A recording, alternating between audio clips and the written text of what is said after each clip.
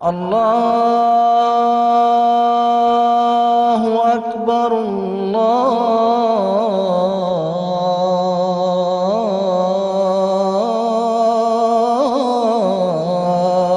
اکبر۔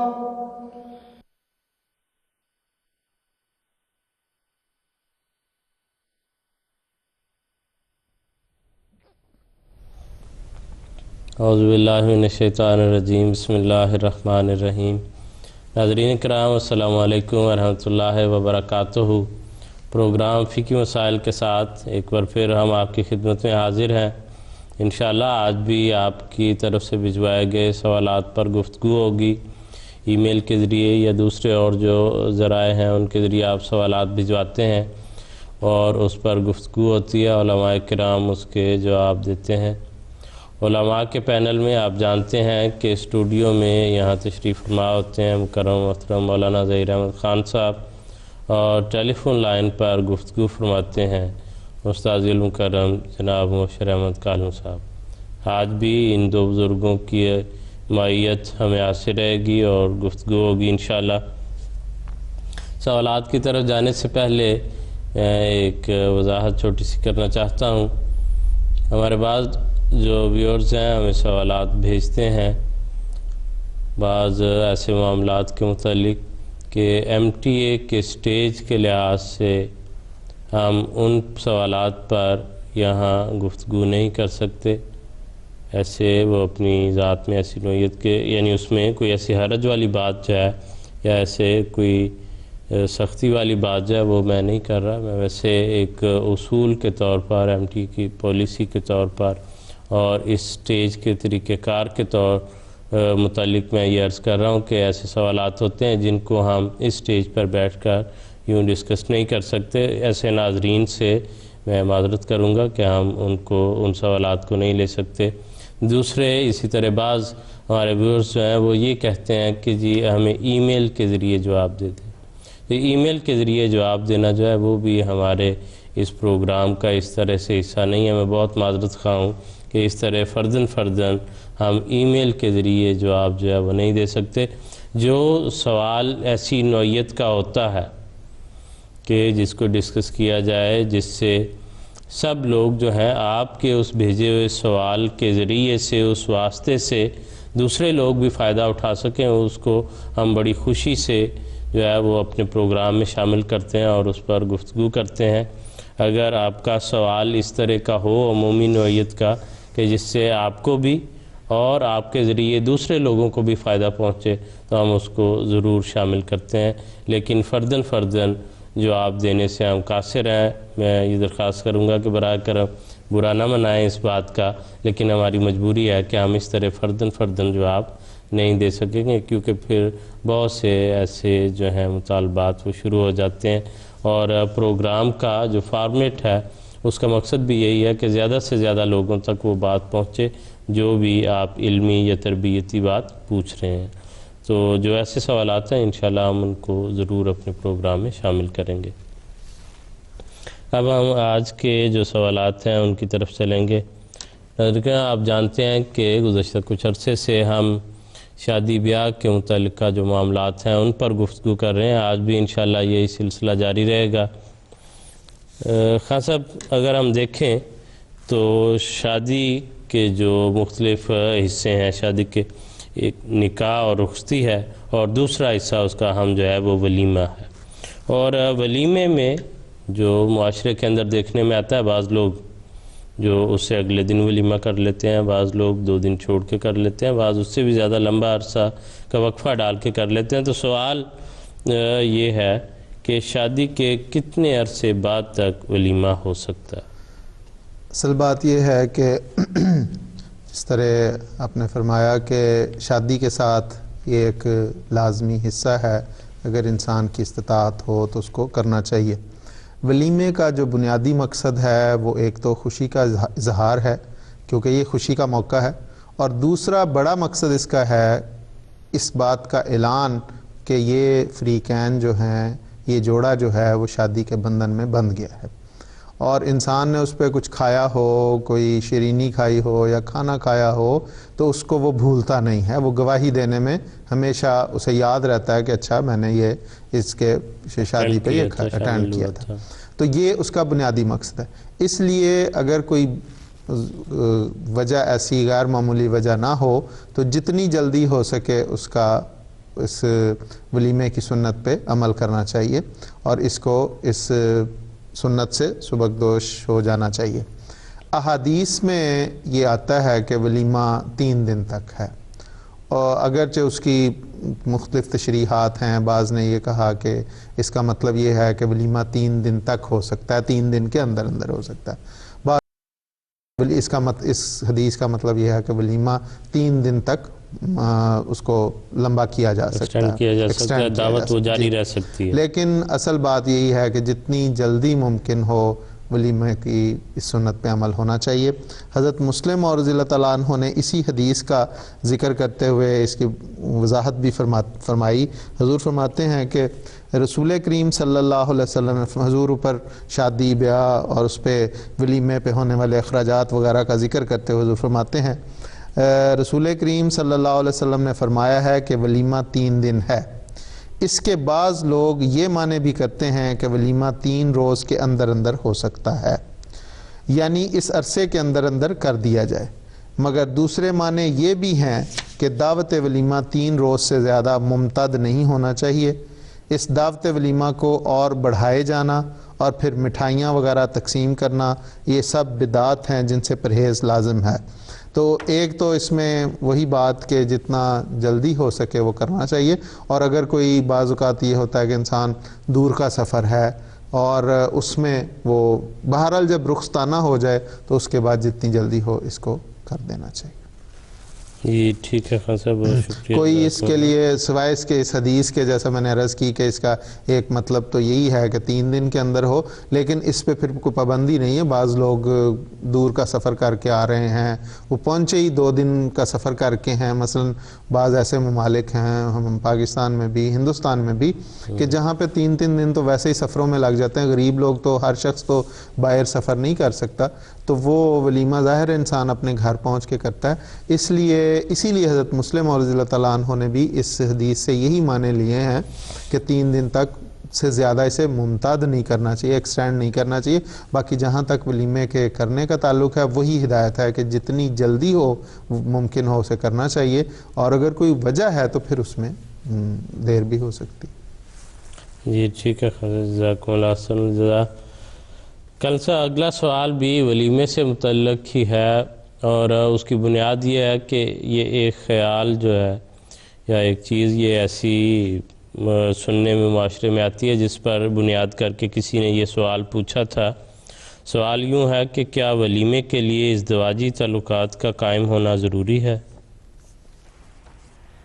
جی بات یہ ہے کہ شادی ایک خوشی کی تقریب ہے، اور شادی کے موقع پہ اپنے دوستوں اپنے رشتہ داروں کو بلا کر خوشی کے موقع پر انہیں حسب توفیق ان کی مہمان نوازی کرنا، اس کا نام ولیمہ ہے۔ تو ولیمہ کرنا فرض نہیں ہے کہ اگر کوئی شخص ولیمہ نہ کرے شادی کے موقع پہ تو وہ گناہگار قرار پائے، یا اگر کوئی کسی کا ولیمہ نہ ہو تو اس کی نعوذ باللہ شادی ہی ناجائز قرار پا جائے، ایسا نہیں ہے۔ باقی رسول پاک صلی اللہ علیہ وسلم کے عمل سے یہ ثابت ہوتا ہے کہ آپ نے جو اپنی شادیاں کیں تو ازدواجی تعلقات کے قائم ہونے کے بعد اگلے دن اپنے صحابہ کا ولیمہ کیا، اور اس میں حسب توفیق کبھی بکری کا گوشت پکا کر کھلایا، کبھی ستو کھلا دیے، کبھی ستو اور کھجوریں اور پنیر ملا کر کھلا دیا۔ کبھی ایسا بھی ہوا کہ ایک سفر کے موقع پہ اپنے فوج کے تمام صحابہ کو کہا کہ اپنا اپنا کھانے پینے کا سامان یہاں لے آؤ، بچھاؤ، اور بیٹھ کے کھاتے ہیں، اس کو بھی آپ نے اپنا ولیمہ قرار دیا۔ تو لیکن کوئی ایسی آیت یا حدیث مجھے نہیں مل سکی جس میں یہ ہدایت کی گئی ہو کہ جب تک ازدواجی تعلقات قائم نہ ہوں اس وقت تک ولیمہ نہ کیا جائے۔ صرف رسول پاک صلی اللہ علیہ وسلم کے بارے میں آتا ہے کہ آپ نے رخصتی کے بعد ولیمہ کیا، لیکن اس سے بھی یہ نہیں پتہ چلتا کہ جو آپ کی رخصتی ہوئی اس شب آپ کی بیویوں سے آپ کے تعلقات ازدواجی قائم ہوئے یا نہ ہوئے۔ صرف اس سے فقہا نے یہ استنباط کیا ہے کہ خلوت صحیحہ کا میسر آنا کافی ہے۔ اس بات کی قرید کرنے کی کوئی ضرورت نہیں کہ اس خلوت صحیحہ کے نتیجے میں میاں بیوی کے باہم ازدواجی تعلقات قائم ہوئے تھے یا نہیں ہوئے تھے۔ چنانچہ فقہا میں اس بات پر بھی اختلاف ہے کہ ولیمے کا کیا وقت ہے۔ بعض کہتے ہیں کہ جب نکاح پڑھا جائے تو اس وقت ولیمہ کر لیا جائے، نکاح کے پڑھنے کے موقع پر۔ بعض کہتے ہیں کہ نکاح پڑھے جانے کے بعد ولیمہ کیا جائے۔ بعض کہتے ہیں کہ ازدواجی تعلقات کے قیام کے پر ولیمہ کیا جائے۔ بعض کہتے ہیں کہ عقد نکاح سے لے کر ازدواجی تعلقات کے قیام تک کسی وقت بھی ولیمہ کر لیا جائے تو یہ جائز ہے۔ صرف اتنی بات ہے کہ رسول پاک صلی اللہ علیہ وسلم کا عمل یہ ہے کہ آپ نے اپنی ہر شادی کے موقع پر خلوت صحیحہ میسر آنے کے بعد لوگوں کو ولیمے پہ بلایا، مگر کوئی ایسی واضح ہدایت آپ نے نہیں فرمائی کہ ازدواجی تعلقات کا جب تک قیام نہ ہو اس وقت تک ولیمہ نہیں ہو سکتا۔ ٹھیک ہے کالن صاحب کچھ کہنا چاہتے ہیں؟ وہ استاذ المکرم محترم کالن صاحب نے بڑی تفصیل کے ساتھ ایک لفظ وہ 2-3 دفعہ آیا ہے خلوت سے، یا بعض لوگوں کے لیے وہ نہیں میں پوچھنا چاہتا تھا کہ اس کی اسے مراد کیا ہے معین رنگ میں بھی یہی چاہتا تھا کہ مول صاحب بیان کر۔ کالن صاحب یہ درخواست تھا کہ اگر اس لفظ کی آپ ایک تو لفظ اپنی ترکیب میں بھی کسی قدر مشکل ہی ہے خلوت صحیحہ، اور اس سے مراد کیا ہے اصطلاحاً جو ہے وہ اگر آپ کسی قدر تشریح کر دیں تو فائدہ مند ہوگا۔ صحیحہ سے یہ مراد ہے کہ خاوند اور بیوی کو ایسی تنہائی کی کیفیت میسر آ جائے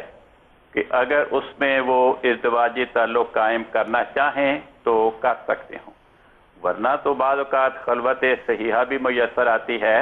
مگر بعض اوقات بیوی کی طبیعت خراب ہو جاتی ہے، بعض اوقات خاوند کی طبیعت خراب ہو جاتی ہے، کسی کو بخار ہو گیا ہے، کسی کو قے الٹی آ گئی، یا بیوی کو ہی ماہواری شروع ہو گئی، تو کئی وجوہات ایسی پیدا ہو جاتی ہیں جن کے نتیجے میں خلوت صحیحہ میسر آنے کے باوجود بھی ازدواجی تعلقات کا قیام نہیں ہو سکتا۔ تو صرف خلوت صحیحہ کا میسر آنا کافی ہے ولیمے کے لیے۔ کالن صاحب بہت شکریہ۔ ہم ایک مسئلے کے طور پر ایک علمی یا فقہی اور تربیتی مسئلے کے طور پر اس پر گفتگو کریں گے، نہ کہ اس بات کی ترغیب دینے کے لیے کہ کیا دوسری شادی کے لیے پہلی بیوی سے اجازت لینا ضروری ہے۔ ایک تو جہاں تک اس بات کا تعلق ہے کہ دوسری شادی کے لیے پہلی بیوی کی اجازت کی ضرورت ہے، تو شرعی لحاظ سے ایسا کوئی شرط نہیں ہے، کوئی ضرورت نہیں ہے۔ ہمیشہ یہ مد نظر رکھنا چاہیے کہ دوسری شادی کے لیے بہت ساری کڑی شرائط اسلام نے لگائی ہیں، اور اس کے لیے وہ شرائط اگر پوری کوئی خاوند نہیں کرتا تو پھر وہ دراصل اس اجازت کا ناجائز فائدہ اٹھاتا ہے۔ اور اس میں یہ ہے کہ ہر انسان نے یہ دیکھا، حضرت مسیح موعود علیہ السلام نے بڑی وضاحت کے ساتھ اس مضمون کو بڑی تفصیل کے ساتھ بیان فرمایا مختلف جگہوں پہ، اور اس میں حضور نے جہاں پہ عورتوں کو بھی نصائح کی ہیں وہاں پہ مردوں کو بھی بار بار اس بات کی ترغیب دلائی ہے کہ اپنی بیویوں کے ساتھ حسن سلوک سے پیش آؤ، اور جہاں تک ضرورت کا تعلق ہے، اگر کوئی ایسی ضرورت ہے، بیوی بیمار ہے، اولاد نہیں ہو رہی، اور کئی اس قسم کے معاملات ہیں جس میں کہ وہ اس کا حق جو ہے خاوند کا وہ ادا نہیں ہو رہا تو پھر اس ایسے خامد کو اجازت ہے، لیکن ایسی صورت میں پھر اس پہ کئی ذمہ داریاں عائد ہیں کہ وہ پھر عدل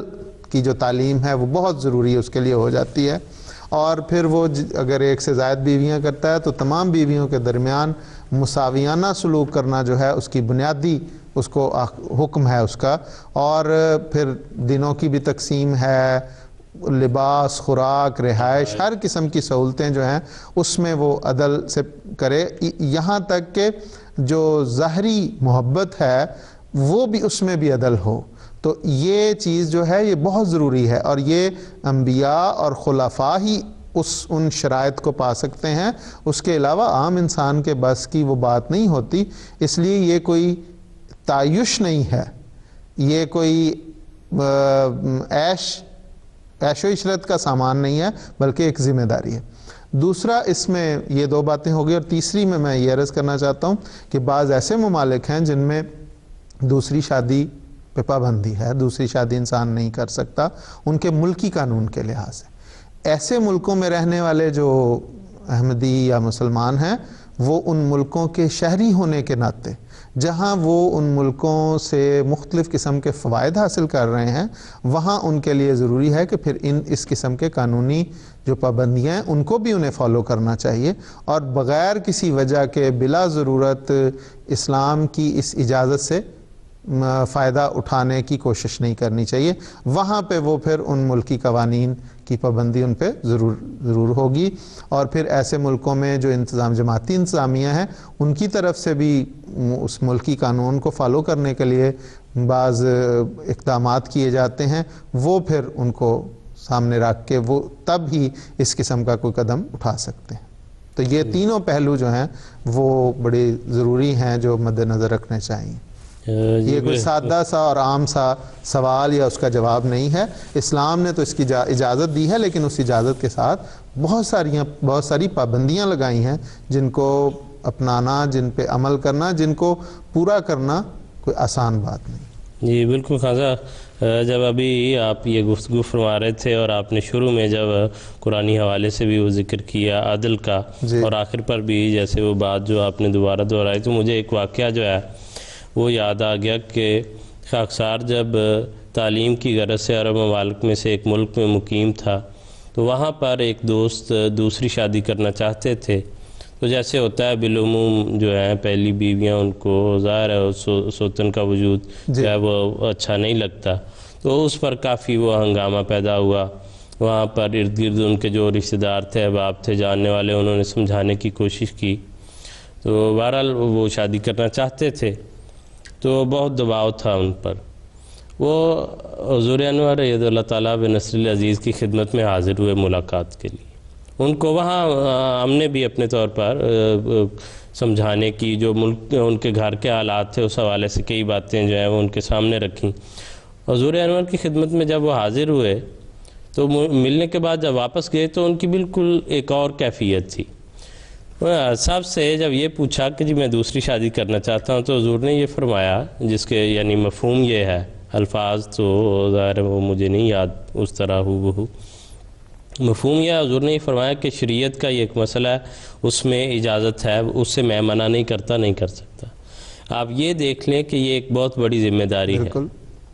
اتنے جملے نے ان کی اس کیفیت کو، جس کو سینکڑوں لوگ نہیں بدل سکے، ان کے ذہن کی کیفیت کو بالکل بدل دیا تھا واپس سے آ کے۔ تو کہتے تھے کہ میں نے اس بات کو ریئلائز کیا ہے کہ واقعتاً یہ ایک بہت بڑی ذمہ داری ہے، اس کے لیے میں تیار ہوں، اس طرح عدل کے ساتھ میں وہ کر سکتا ہوں یا نہیں کر سکتا، اس کو ضرور دیکھنا چاہیے۔ اور یہی اصولی جو ہے رہنمائی ہے قرآن کی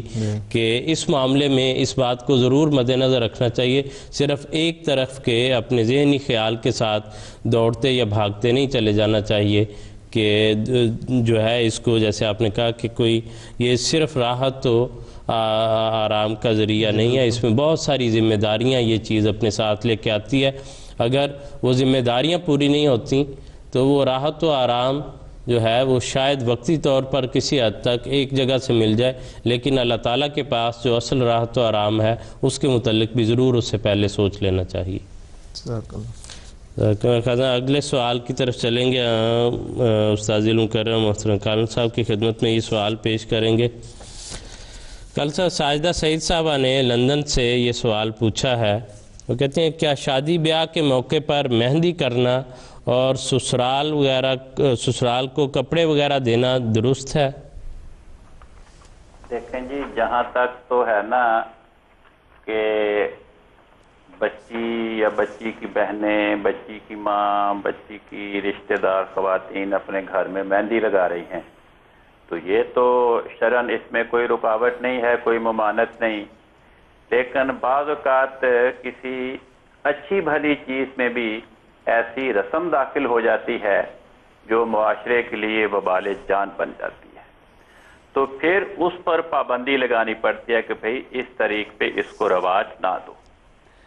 حضرت خلیفۃ المسیح رابع رحمہ اللہ ایک مرتبہ فرماتے ہیں، فرمایا جہاں تک قباحتوں کا تعلق ہے دیہات میں وہاں کے حالات کے مطابق اور شہر میں وہاں کے حالات کے مطابق قباحتیں ہیں جو راہ پا رہی ہیں، لیکن رسمی اور سرسری طور پر نہیں، بلکہ ہر قباحت کی حقیقت تک پہنچ کر اس کے استحصال کی کوشش کرنی چاہیے تاکہ منع کرنے والوں کو پتہ چل جائے کہ قباحت ہے کیا. مثلا مہندی کی رسم ہے، فی ذاتے ہی اس میں قباحت نہیں کہ اس موقع پر بچی کی سہیلیاں اکٹھی ہوں اور خوشی منائیں، طبعِ اظہار تک اس کو رکھا جائے تو اس میں حرج نہیں. لیکن اگر اس کو رسم بنا لیا جائے کہ باہر سے دولہا والے ضرور مہندی لے کر چلیں تو ظاہر ہے کہ اس میں ضرور تصنع پایا جاتا ہے. بچی کی مہندی گھر پر ہی تیار ہونی چاہیے، اس لیے ایک چھوٹی سی بارات بنانے کا رواج قباحتیں پیدا کرے گا. اس موقع پر دولہا والوں کی طرف سے باقاعدہ ایک وفد بنا کر حاضر ہونا اور اس موقع پر اس کے لوازمات کے طور پر پرتکلف کھانے وغیرہ وغیرہ، یہ جب ایک رسم بن جائے تو سوسائٹی پر بوجھ بن جاتا ہے. اسی طرح حضرت خلیفۃ المسیح الخامس ایدہ اللہ تعالی نے 15 جنوری 2010 کے خطبہ جمعہ میں فرمایا، مہندی کی ایک رسم ہے، اس کو بھی شادی جتنی اہمیت دی جانے لگی ہے. اس پر دعوتیں ہوتی ہیں، کارڈ چھپوائے جاتے ہیں، سٹیج سجائے جاتے ہیں، اور صرف یہی نہیں بلکہ کئی دن دعوتوں کا سلسلہ جاری رہتا ہے اور شادی سے پہلے ہی جاری ہو جاتا ہے، بعض دفعہ کئی ہفتے پہلے جاری ہو جاتا ہے، اور ہر دن نیا سٹیج پہ سج رہا ہوتا ہے، اور پھر اس بات پر بھی تبصرے ہوتے ہیں کہ آج اتنے کھانے پکے اور آج اتنے کھانے پکے. یہ سب رسومات ہیں جنہوں نے وسعت نہ رکھنے والوں کو بھی اپنی لپیٹ میں لے لیا ہے، اور ایسے لوگ پھر قرض کے بوجھ تلے دب جاتے ہیں. غیر احمدی تو یہ کرتے ہی تھے، اب بعض احمدی گھرانوں میں بھی بہت بڑھ بڑھ کر ان لغو اور بیہودہ رسومات پر عمل ہو رہا ہے، یا بعض خاندان اس میں مبتلا ہو گئے ہیں. بجائے اس کے کہ زمانے کے امام کی بات مان کر رسومات سے بچتے معاشرے کے پیچھے چل کر ان رسومات میں جکڑتے چلے جا رہے ہیں. اسی طرح حضور نے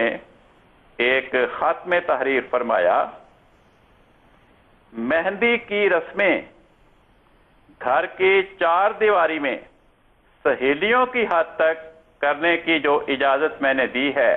اس میں ہر جگہ یہ مد نظر رکھے کہ آوازیں اتنی زیادہ اونچی نہ ہوں کہ گھر سے باہر نکلیں. مجھے پتہ چلا ہے کہ آج کل ڈیک بھی اس کے لیے استعمال ہوتے ہیں. شادی بیاہ کے گیتوں وغیرہ کے لیے کوئی ساؤنڈ سسٹم استعمال نہیں ہونا چاہیے، گھر سے آواز باہر نہیں نکلنی چاہیے. اس طرح روشنیوں کا بھی بلا وجہ استعمال نہیں ہونا چاہیے۔ باقی رہ گئی یہ بات کہ شادی کے موقع پر سسرال کو کپڑے وغیرہ دینا درست ہے یا نہیں۔ بات یہ ہے کہ اگر تو دونوں خاندانوں میں سے کوئی خاندان دوسرے خاندان سے یہ مطالبہ کرتا ہے کہ شادی کے موقع پر ہمیں ہمارے عزیزوں کو کپڑے دو، گھڑی دو، فلاں تحفہ دو، فلاں تحفہ دو، تو یہ مطالبہ کرنے والے خاندان کی طرف سے ایک بڑی کمینی حرکت ہے، کیونکہ تحفہ تو ایک محبت اور پیار کے اظہار کا ذریعہ ہے، اور جو کسی سے مطالبہ کر کے تحفہ لیا جائے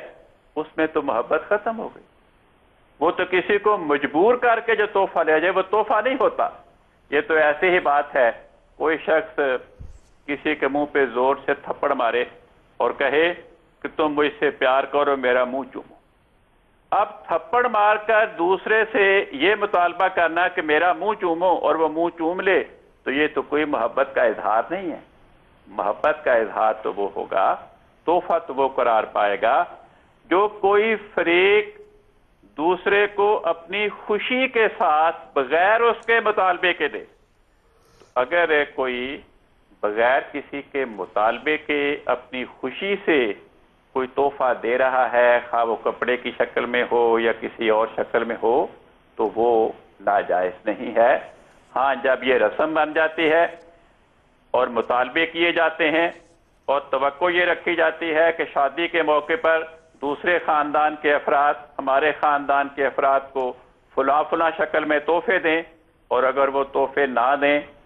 اس کو ناراضگی کا ذریعہ بنایا جائے، یا وہ تحفے تو دیں لیکن اس خاندان کے افراد سمجھیں کہ یہ ہمارے معیار کے مطابق نہیں ہے تحفے، یہ تحفے ہماری شان کے مطابق نہیں، تو اس کو ناراضگی کا ذریعہ بنایا جائے اور اس کے نتیجے میں رنجشیں پیدا ہوں اور گھر اجڑیں، تو یہ بات درست نہیں۔ یہ بالکل ٹھیک ہے کل صاحب، بہت شکریہ، جزاکم اللہ احسن الجزا۔ ناظرین کرام، اس کے ساتھ ہی ہم اپنے پروگرام کے وقت کے لحاظ سے اختتام کو پہنچ رہے ہیں۔ انشاءاللہ اگلے ہفتے پھر ملاقات ہوگی نئے سوالات کے ساتھ جو آپ کی طرف سے موصول ہوں گے، ان پر گفتگو کریں گے۔ اس موقع پر میں یہ بھی عرض کرنا چاہتا ہوں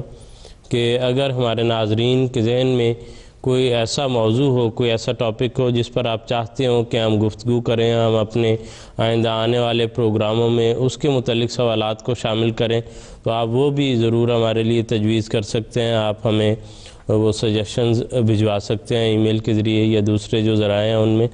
تو ہمیں انشاءاللہ جس حد تک ممکن ہوا اس پر ضرور غور کر کے اس کو جو بھی عملی شکل میں جس طرح بھی اس کو شامل کر سکے بھرپور کوشش کریں گے کہ اس پر گفتگو کریں۔ انشاءاللہ پھر ملاقات ہوگی۔ السلام علیکم ورحمۃ اللہ وبرکاتہ۔ اللہ